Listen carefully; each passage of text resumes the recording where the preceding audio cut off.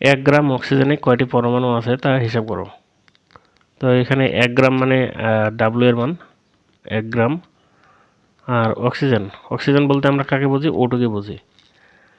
তো আণবিক ভর হবে O2 এর 16 × 2 32 গ্রাম। কয়টি পরমাণু আছে? তো প্রথমে আমরা কয়টি অণু আছে সেটা বের করব, অর্থাৎ n এর মান বের করব, ঠিক আছে।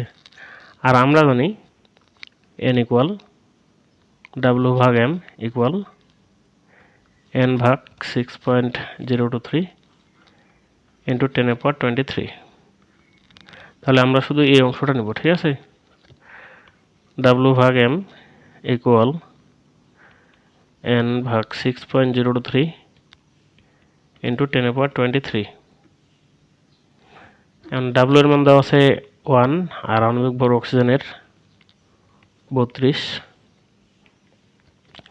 6.023 × 10⁻23। তা n ইকুয়াল হবে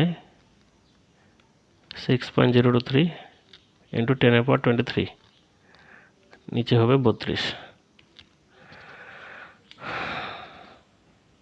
1.882 × 10⁻22।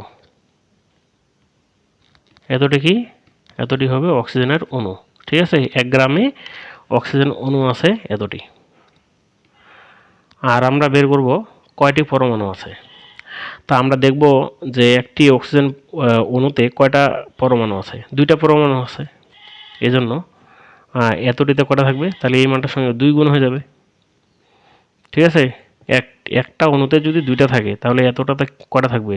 2 গুণ, এই মানটার সঙ্গে 2 গুণ হয়ে যাবে। তাহলে অক্সিজেন পরমাণু থাকবে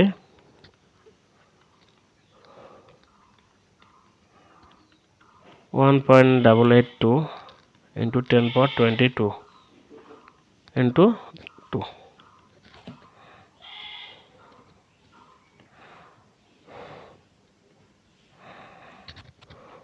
অ্যান্সার হবে 3.764 × 10⁻22। এতটি অক্সিজেন পরমাণু, ঠিক আছে।